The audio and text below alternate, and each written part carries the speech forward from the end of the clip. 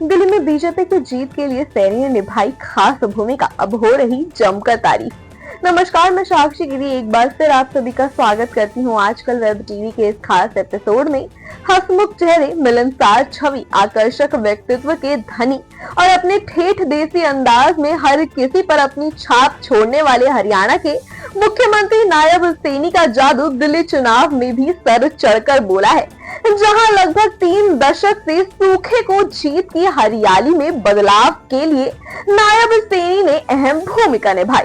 भले ही हरियाणा प्रदेश के सटे होने के चलते पहले भी प्रदेश के तमाम राजनीतिक दल दिल्ली में प्रचार करते रहे हैं, लेकिन मुख्यमंत्री नायब सैनी ने जिस तरह से दिल्ली चुनाव में डेरा डाले हुए थे वो काबिलियत तारीफ था। इतना ही नहीं, पार्टी के नेतृत्व की ओर से भी नायब सैनी की कार्यक्रमों की बहुत डिमांड रही, जिसके चलते उन्होंने वहां एक ही दिन में 4 जनसभाओं को संबोधित भी किया। केजरीवाल द्वारा जैसे ही चुनाव प्रचार में हरियाणा पर यमुना नदी के पानी में जहर घोलने का आरोप लगाया गया, उसके बाद से ही मुख्यमंत्री नायब सैनी सहित पूरी भाजपा केजरीवाल पर हमलावर हो गई। जहां पंचकुला के बेलावस्ता चौक पर बापू के चेहरे के सामने भाजपा के तमाम मंत्री और विधायक धरने पर बैठ गए, वहीं मुख्यमंत्री नायब सैनी ने मंझे हुए राजनीतिज्ञ की तरह यमुना के पानी में आचमन किया। उन्होंने उसे पीकर यमुना की शुद्धता और हिंदुत्व की आस्था को प्रगाढ़ करने का काम किया। उन्होंने कहा कि मां गंगा, सरस्वती और यमुना तीनों नदियों का वेद पुराणों और शास्त्रों में भी धार्मिक महत्व है। यही नहीं, यमुना नदी हरियाणा की प्रमुख नदी है। नायब सैनी ने यमुना नदी के पानी को लेकर अरविंद केजरीवाल पर करारा प्रहार करते हुए कहा कि जो व्यक्ति हरियाणा का सपुत्र होने का दावा करता है उसने उसकी पवित्र नदी यमुना की आस्था को चोट पहुंचाया है।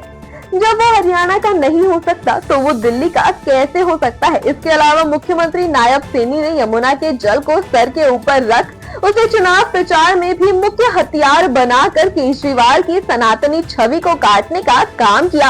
हरियाणा में लगातार दूसरी बार तत्कालीन मुख्यमंत्री मनोहर लाल खट्टर के नेतृत्व में सत्ता में आई भाजपा के दूसरे कार्यकाल में मनोहर लाल खट्टर की जगह नायब सैनी को मुख्यमंत्री बनाया गया। उस वक्त 10 सालों की सरकार विरोधी लहर को देखते हुए प्रदेश में मुख्यमंत्री का चेहरा बदला गया था। इसके बाद से ही मुख्यमंत्री नायब सैनी ने प्रदेश में अपनी अलग छाप छोड़ने का काम किया है। इसके अलावा केंद्र नेतृत्व ने पिछला विधानसभा चुनाव भी नायब सैनी के नेतृत्व में ही डाला। इसमें प्रदेश के राजनीतिक इतिहास में नया इतिहास रचते हुए भाजपा ने लगातार तीसरी बार सत्ता हासिल की।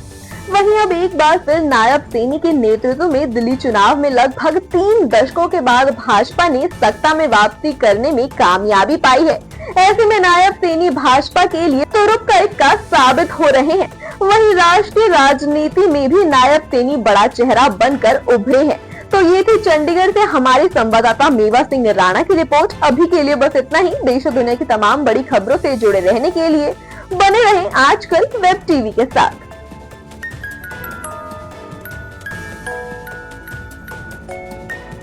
ऐसे ही और ताज़ा तरीन खबरों के लिए देखते रहिए आजकल वेब टीवी।